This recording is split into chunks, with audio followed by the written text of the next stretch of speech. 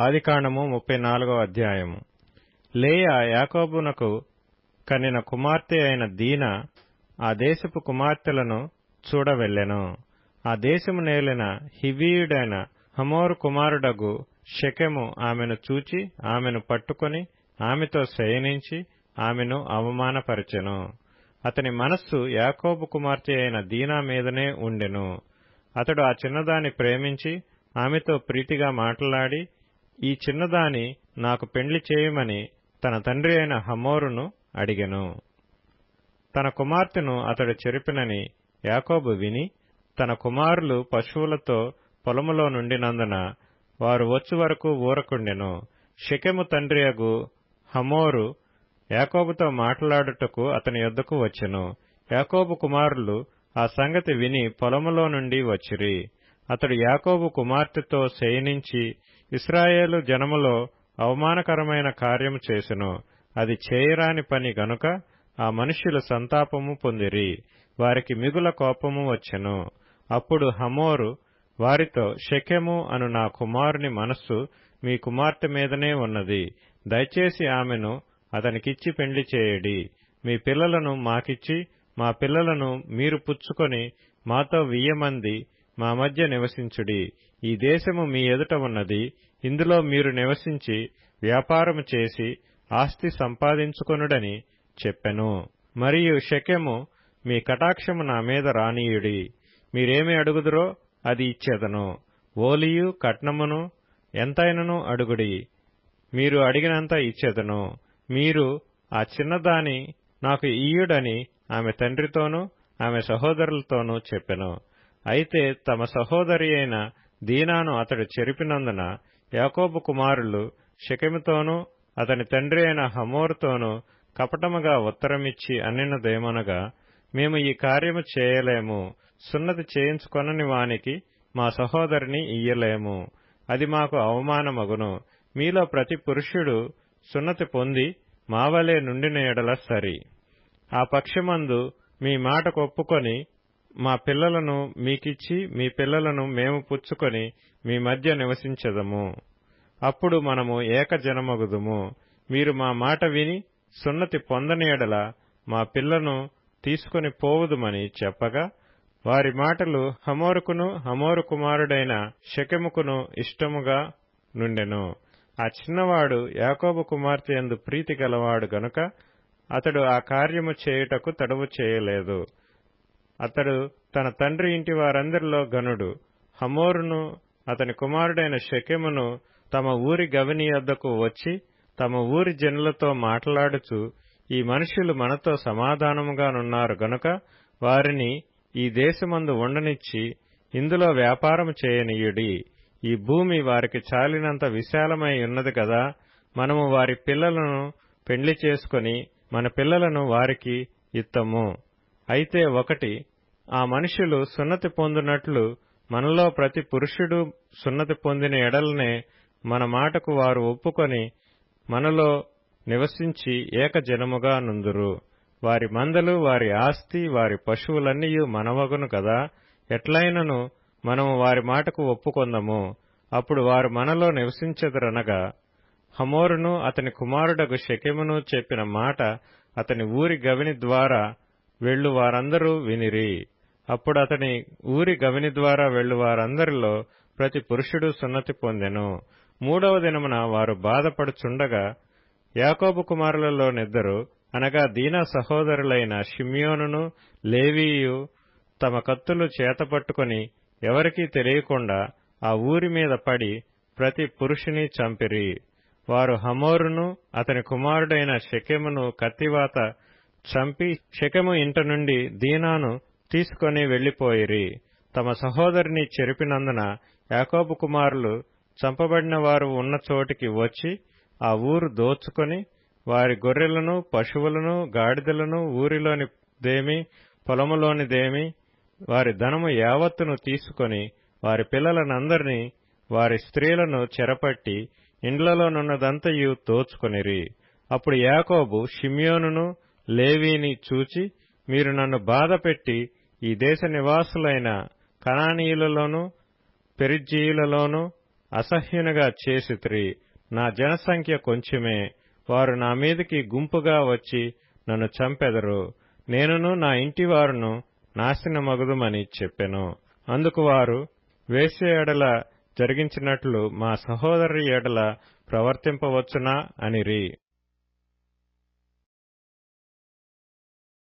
ఆదికాండము 35వ అధ్యాయము. దేవుడు యాకోబుతో, నీవు లేచి బేతేలునకు వెళ్లి అక్కడ నివసించి నీ సహోదరుడైన ఏశావు ఎదుట నుండి నీవు పారిపోయినప్పుడు నీకు కనబడిన దేవునికి అక్కడ బలిపీఠమును కట్టుమని చెప్పగా, యాకోబు తన ఇంటి వారితోనూ తన యొద్దనున్న వారందరితోనూ, మీ యొద్దనున్న అన్య దేవతలను పారవేసి మిమ్మును మీరు శుచిపరచుకొని మీ వస్త్రములను మార్చుకొనిడి. మనము లేచి బేతేలునకు వెళ్ళుదుము. నా శ్రమ దినమున నాకుత్తరమిచ్చి నేను వెళ్లిన మార్గమున నాకు తోడైయుండిన దేవుని బలిపీఠమును అక్కడ కట్టెదనని చెప్పెను. వారు తమ యొద్దనున్న అన్ని దేవతలనన్నిటినీ తమ చెవులనున్న పోగులను యాకోబునకు అప్పగింపగా, యాకోబు షెకెము దగ్గరనున్న మస్తకి వృక్షము క్రింద వాటిని దాచిపెట్టెను. వారు ప్రయాణమైపోయినప్పుడు దేవుని భయము వారి చుట్టూనున్న పట్టణముల మీద నుండెను. గనుక వారు యాకోబు కుమారులను తరమలేదు. యాకోబును అతనితోనున్న జనులందరూ కనానులో లూజుకు అనగా బేతేలునకు వచ్చిరి.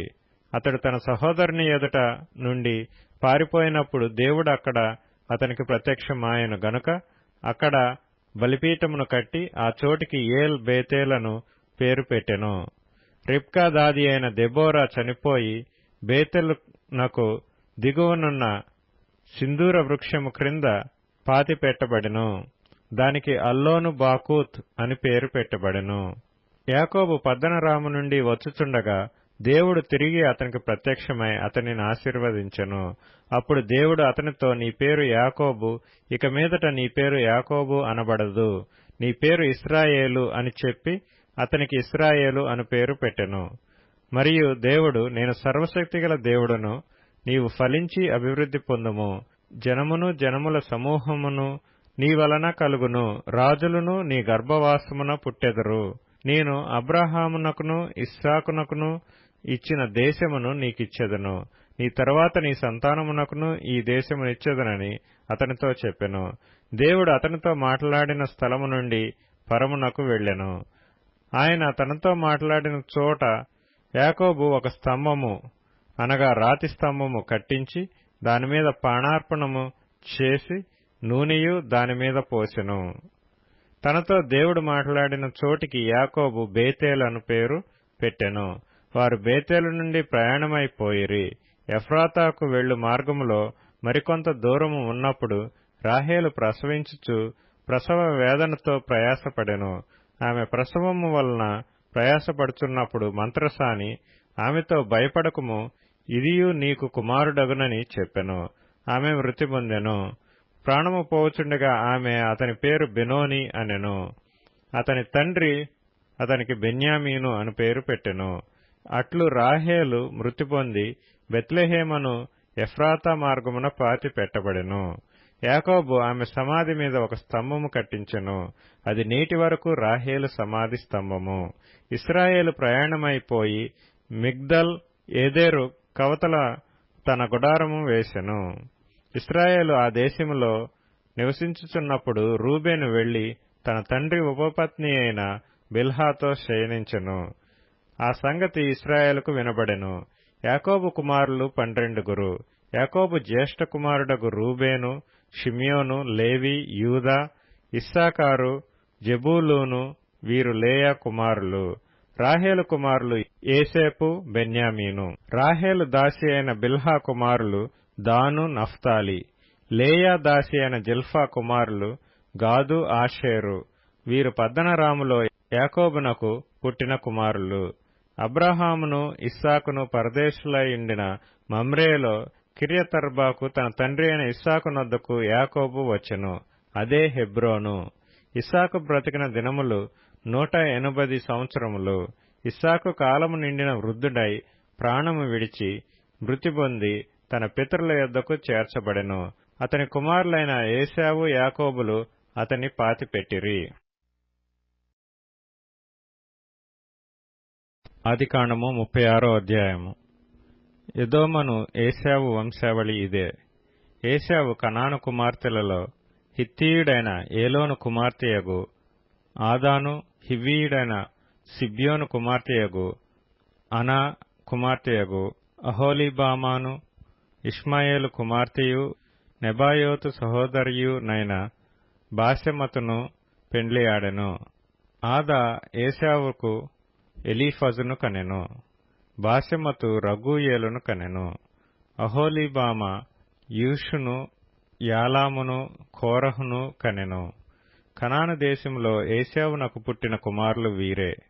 ఏశావు తన భార్యలను, తన కుమారులను, తన కుమార్తెలను, తన ఇంటివారినందరినీ, తన మందలను, తన సమస్త పశువులను, తాను కనాను దేశంలో సంపాదించిన ఆస్తి యావత్తును తీసుకొని తన తమ్ముడైన యాకోబు ఎదుటి నుండి మరియొక దేశమునకు వెళ్లిపోయెను. వారు విస్తారమైన సంపద గలవారు గనుక వారు కలిసి నివసింపలేకపోయిరి. వారి పశువులు విశేషమై ఉన్నందున వారు పరదేశులైయుండిన భూమి వారిని భరింపలేకపోయెను. అప్పుడు ఏశావు శేయీరు మన్యములో నివసించెను. ఏశావు అనగా ఎదోము. శేయీరు మన్యములో నివసించిన ఎదోమీయుల తండ్రి అయిన ఏశావు వంశావళి ఇదే. ఏశావు కుమారుల పేర్లు ఇవే. ఏశావు భార్య అయిన ఆదా కుమారుడగు ఎలీఫజును, ఏశావు భార్య అయిన బాశెమతు కుమారుడగు రగూయేలును. ఎలీఫజు కుమారులు తేమాను, ఓమారు, సెపో, గాతాము, కనజు. తిమ్నా ఏశావు కుమారుడైన ఎలీఫజుకు ఉపపత్ని. ఆమె ఎలీఫజుకు అమాలేకును కనెను. వీరు ఏశావు భార్య అయిన ఆదా కుమారులు. రగూయేలు కుమారులు నహతు, జెరహు, షమ్మా, మిజ్జా. వీరు ఏశావు భార్య అయిన బాశెమతు కుమారులు. ఏశావు భార్యయు సిబ్యోను కుమార్తెయగు అనా కుమార్తెయు నైన అహోలీబామా కుమారులు ఎవరనగా ఆమె ఏశావునకు కనిన యూషు, యాలాము, కోరహు. ఏశావు కుమారులలో వీరు నాయకులు. ఏశావు ప్రథమ కుమారుడైన ఎలీఫజు కుమారులు తేమాను నాయకుడు, ఓమారు నాయకుడు, సెపో నాయకుడు, కనజు నాయకుడు, కోరహు నాయకుడు, గాతాము నాయకుడు, అమాలేకు నాయకుడు. వీరు ఎదోము దేశమందు ఎలీఫజు నాయకులు. వీరు ఆదా కుమారులు. వీరు ఏశావు కుమారుడైన రగూయేలు కుమారులు. నహతు నాయకుడు, జెరహు నాయకుడు, షమ్మా నాయకుడు, మిజ్జా నాయకుడు. వీరు ఎదోము దేశమందు రగూయేలు సంతానపు నాయకులు. వీరు ఏశావు భార్య అయిన బాశెమతు కుమారులు. వీరు ఏశావు భార్య అయిన అహోలీబామా కుమారులు. యూషు నాయకుడు, ఎగ్లాము నాయకుడు, కోరహు నాయకుడు. వీరు అనా కుమార్తెయు ఏశావు భార్య అయిన అహోలీబామా పుత్ర సంతానపు నాయకులు. ఎదోమును ఏశావు కుమారులు వీరు. వారి వారి సంతానపు నాయకులు వీరు. ఆ దేశ నివాసులైన హోరీయుడైన శేయూరు కుమారులు లోతాను, శోబాలు, సిబ్యోను, అనా. దిషోను, ఏసెరు, దీషాను. వీరు ఎదోము దేశమందు శేయూరు పుత్రులైన హోరీయుల నాయకులు. లోతాను కుమారులు హోరీ, హేమీము. లోతాను సహోదరి తిమ్నా. శోబాలు కుమారులు అల్వాను, మానహదు, ఏబాలు, షషోవోనాము. సిబ్యోను కుమారులు అయ్యా, అనా. ఆ అనా తన తండ్రి అయిన సిబ్యోను గాడిదలను మేపుచుండి అరణ్యములో ఉష్ణదారులు కనుగొనినవాడు. అనా సంతానము దిషోను, అనా కుమార్తె అయిన అహోలీబామ. దిషోను కుమారులు హెమ్దాను, ఎష్బాను, ఇత్రాను, కెరాను. ఏసెరు కుమారులు బిల్హాను, జవాను, అకాను. దీషాను కుమారులు ఊజు, అరాము. హోరీయుల నాయకులు లోతాను నాయకుడు, శోబాలు నాయకుడు, సిబ్యోను నాయకుడు, అనా నాయకుడు, దిషోను నాయకుడు, ఏసెరు నాయకుడు, దీషాను నాయకుడు. శేయూరు దేశమందలి వారి నాయకుల చొప్పున వీరు హోరీయుల నాయకులు. మరియు ఏ రాజైనను ఇశ్రాయేలీయుల మీద రాజ్య పరిపాలన చేయక మునుపు ఎదోము దేశంలో రాజ్య పరిపాలన చేసిన రాజులెవరనగా బెయారు కుమారుడైన బెలా, ఎదోములో రాజ్యపాలన చేసెను. అతని ఊరి పేరు దిన్హాబా. బెలా చనిపోయిన తరువాత బొస్రావాడైన జెరహు కుమారుడగు యోబాబు అతనికి ప్రతిగా రాజాయెను. యోబాబు చనిపోయిన తరువాత తేమనీయుల దేశస్థుడైన హుషాము అతనికి ప్రతిగా రాజాయెను. హుషాము చనిపోయిన తరువాత మోయాబు దేశమందు మిద్యానును కొట్టివేసిన బదదు కుమారుడైన హదదు అతనికి ప్రతిగా రాజాయెను. అతని ఊరి పేరు అవీతు.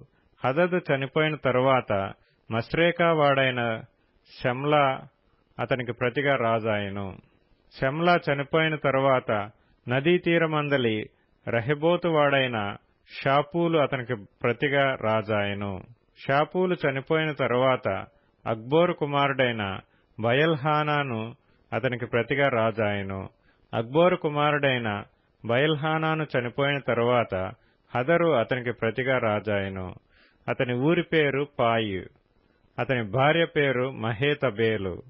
ఆమె మేజాహాబు కుమార్తె అయిన మత్రేదు కుమార్తె.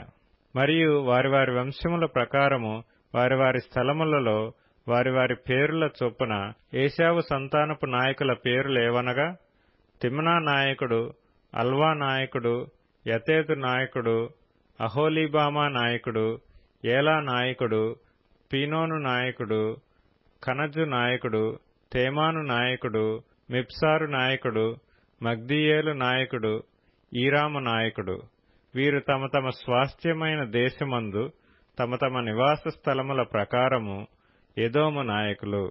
ఏశావు ఎదోమీయులకు మూలపురుషుడు. కీర్తనల గ్రంథము నుండి 10వ కీర్తన. యెహోవా, నీవెందుకు దూరముగా నిలుచుచున్నావు?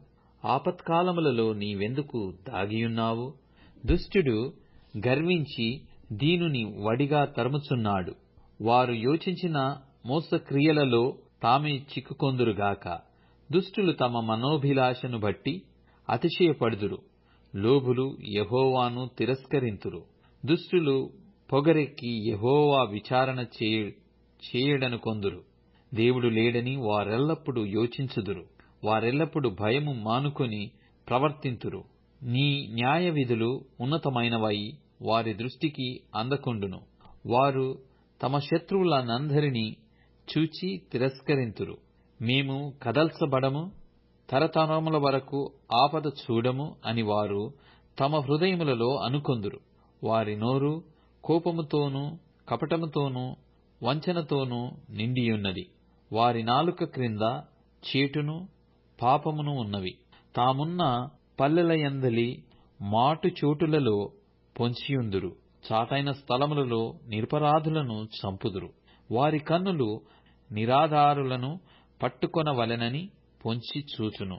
గుహలోని సింహము వలె వారు చాటైన స్థలములలో పొంచియుందురు. బాధపడు వారిని పట్టుకొన పొంచియుందురు. బాధపడు వారిని తమ వలలోనికి లాగి పట్టుకొందురు. కాగా నిరాధారులు నలిగి వంగుదురు. వారి బలాత్కారము వలన నిరాధారులు కూలుదురు. దేవుడు మరచిపోయెను, ఆయన విముఖుడై ఎప్పుడునూ చూడకుండును అని వారు తమ హృదయములలో అనుకొందురు. యెహోవా, లెమ్ము. దేవా, బాధపడు వారిని మరువక నీ చెయ్యి ఎత్తుము. దుష్టులు దేవుని తృణీకరించుట ఏలా? నీవు విచారణ చేయవని వారు తమ హృదయములలో అనుకొనుట ఏలా? నీవు దీనిని చూచియున్నావు గదా. వారికి ప్రతీకారము చేయుటకై నీవు చేటును పగను కనిపెట్టి చూచుచున్నావు. నిరాధారులు తమ్మును నీకు అప్పగించుకొందురు. తండ్రి లేని వారికి నీవే సహాయుడవైయున్నావు. దుష్టుల భుజమును విరగగొట్టుము. చెడ్డవారి దుష్టత్వము ఏమియు కనబడకపోవు వరకు దానిని గూర్చి విచారణ చేయుము. యెహోవా నిరంతరము రాజై యున్నాడు. ఆయన దేశములో నుండి అన్యజనులు నశించిపోయిరి. యెహోవా లోకులు ఇకను భయకారకులు కాకుండునట్లు బాధపడు వారి కోరికను నీవు వినియున్నావు. తండ్రి లేని వారికిని నలిగిన వారికిని న్యాయము తీర్చుటకై నీవు వారి హృదయము స్థిరపరచితివి. చెవియొగ్గి ఆలకించితివి. మత్తయి సువార్త 13వ అధ్యాయం. ఆ దినమందు యేసు ఇంటి నుండి వెళ్లి సముద్ర తీరమున కూర్చుండెను. బహుజన సమూహములు తన యొద్దకు కూడి వచ్చినందున ఆయన దోణి ఎక్కి కూర్చుండెను. ఆ జనులందరూ దరిని నిలిచియుండగా ఆయన వారిని చూచి చాలా సంగతులను ఉపమానరీతిగా చెప్పెను. ఎట్లనగా, ఇదిగో, విత్తువాడు విత్తుటకు బయలు వెళ్ళెను. వాడు విత్తుచుండగా కొన్ని విత్తనములు త్రోవ ప్రక్కన పడెను. పక్షులు వచ్చి వాటిని మ్రింగివేసెను. కొన్ని చాలా మన్నులేని రాతినేలన పడెను. అక్కడ మన్ను లోతుగా ఉండనందున అవి వెంటనే మొలిచెను గాని, సూర్యుడు ఉదయించినప్పుడు అవి మాడి వేరు లేనందున ఎండిపోయెను. కొన్ని ముండ్ల పొదలలో పడెను. ముండ్ల పొదలు ఎదిగి వాటిని అణిచివేసెను. కొన్ని మంచి నేలను పడి, ఒకటి 100 ఒకటి 60 ఒకటి 30 ఫలించెను. చెవులు గలవాడు వినుగాక అని చెప్పెను.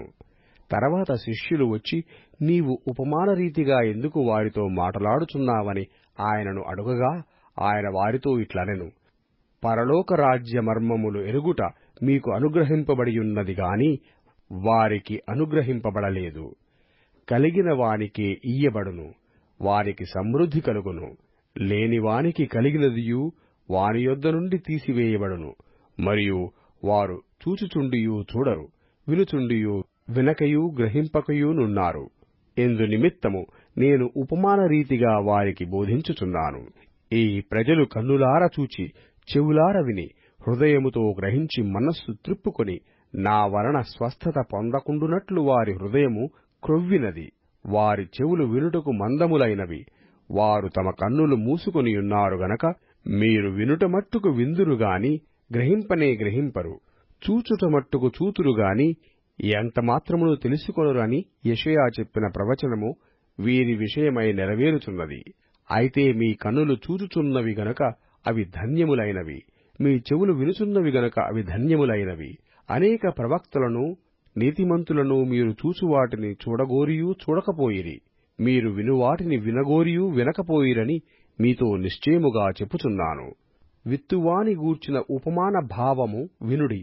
ఎవడైనను రాజ్యమును గూర్చిన వాక్యము వినియు గ్రహింపకయుండగా దుష్టుడు వచ్చి వాని హృదయములో విత్తబడిన దానిని ఎత్తుకొనిపోవును. త్రోవ ప్రక్కన విత్తబడినవాడు వీడే. రాతినేలను విత్తబడినవాడు వాక్యము విని వెంటనే సంతోషముతో దానినంగీకరించువాడు. అయితే అతనిలో వేరు లేనందున అతడు కొంతకాలము నిలుచునుగాని వాక్యము నిమిత్తము శ్రమయైనను హింసయైనను కలగగానే అభ్యంతరపడును. ముండ్ల పొదలలో విత్తబడినవాడు వాక్యము వినువాడేగాని ఐహిక విచారమును ధనమోసమును ఆ వాక్యమును అణిచివేయును గనక వాడు నిష్ఫలుడవును. మంచి నేలను విత్తబడినవాడు వాక్యము విని గ్రహించువాడు. అట్టివారు సఫలులై ఒకడు 100 ఒకడు 60 ఒకడు 30 ఫలించుననెను. ఆయన మరియొక ఉపమానం వారితో చెప్పెను. ఏమనగా, పరలోక రాజ్యము తన పొలములో మంచి విత్తనము విత్తిన ఒక మనుష్యుని పోలియున్నది. మనుష్యుడు నిద్రించుచుండగా అతని శత్రువు వచ్చి గోధుమల మధ్యను గురుగులు విత్తిపోయెను. మొలకలు పెరిగి గింజ పట్టినప్పుడు గురుగులు కూడా అగపడెను. అప్పుడు ఇంటి యజమానుని దాసులు అతని యొద్దకు వచ్చి, అయ్యా, నీవు నీ పొలములో మంచి విత్తనము విత్తితివి గదా, అందులో గురుగులెక్కడ నుండి వచ్చినవని అడిగిరి. ఇది శత్రువు చేసిన పని అని అతడు వారితో చెప్పగా, ఆ దాసులు, మేము వెళ్లి వాటిని పెరికి కూర్చుట నీకిష్టమా అని అతనిని అడిగిరి. అందుకతడు, వద్దు, గురుగులను పెరుకుచుండగా వాటితో కూడా ఒకవేళ గోధుమలను పెళ్లగింతురు. కోతకాలము వరకు రొంటిని కలిపి ఎదగనీయడి. కోతకాలమందు గురుగులను ముందుగా కూర్చి వాటిని కాల్చివేయుటకు కట్టలు కట్టి గోధుమలను నా కొట్టులో చేర్చి పెట్టుడని కోతగాండ్రతో చెప్పుదుననెను. ఆయన మరియొక ఉపమానము వారితో చెప్పెను. పరలోక రాజ్యము ఒకడు తీసుకుని తన పొలములో విత్తిన ఆవగింజను పోలియున్నది. అది విత్తనములన్నిటిలోనూ చిన్నదే గాని పెరిగినప్పుడు కూర మొక్కలన్నిటిలో పెద్దదై ఆకాశ పక్షులు వచ్చి దాని కొమ్మలయందు నివసించునంత చెట్టగును. ఆయన మరియొక ఉపమానం వారితో చెప్పెను.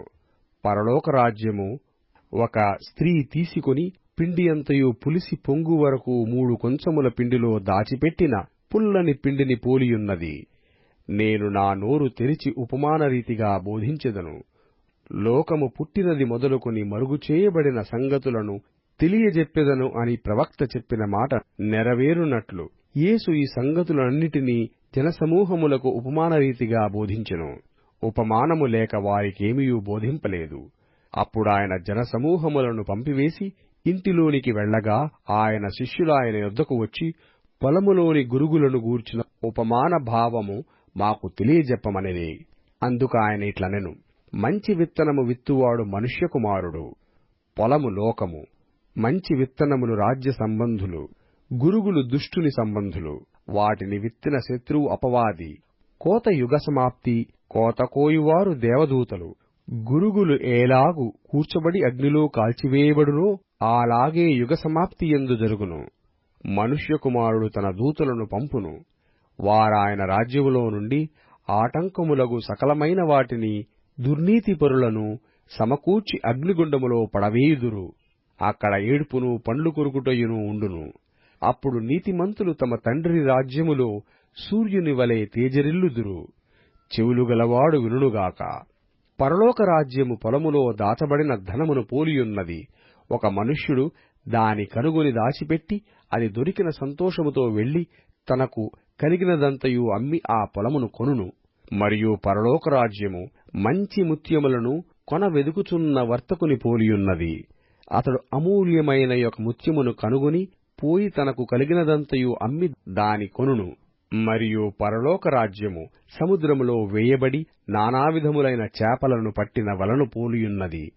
అది నిండినప్పుడు దానిని దరికి లాగి కూర్చుండి మంచి వాటిని గంపలలో చేర్చి చెడ్డవాటిని బయట పారవేయుదురు. అలాగే యుగ సమాప్తి యందు జరుగును. దేవదూతలు వచ్చి నీతిమంతులలో నుండి దుష్టులను వేరుపరిచి వీరిని అగ్నిగుండములో పడవేయుదురు. అక్కడ ఏడ్పును పండ్లు కొరుకుటయును ఉండును. వీటినన్నిటినీ మీరు గ్రహించితిరా అని వారిని అడుగగా వారు గ్రహించితిమనిరి. ఆయన అందువలన పరలోక రాజ్యములో శిష్యుడుగా చేరిన ప్రతి శాస్త్రియు తన ధన నిధిలో నుండి క్రొత్త పదార్థములను పాత పదార్థములను వెలుపలికి తెచ్చు ఇంటి యజమానుని పోలియున్నాడని వారితో చెప్పెను. యేసు ఈ ఉపమానములు చెప్పి చాలించిన తరువాత ఆయన అక్కడ నుండి వెళ్లి స్వదేశమునకు వచ్చి సమాజ మందిరములలో వారికి బోధించుచుండెను. అందువలన వారాశ్చర్యపడి ఈ జ్ఞానమును ఈ అద్భుతములను ఇతనికెక్కడ నుండి వచ్చినవి? ఇతడు వడ్లవాని కుమారుడు కాడా? ఇతని తల్లి పేరు మరియా కాదా? యాకోబు, యోసేఫు, సీమోను, యూదాయను వారు ఇతని సహోదరులు కారా? ఇతని అక్క చెల్లెండ్రందరూ మనతోనేయున్నారు కారా?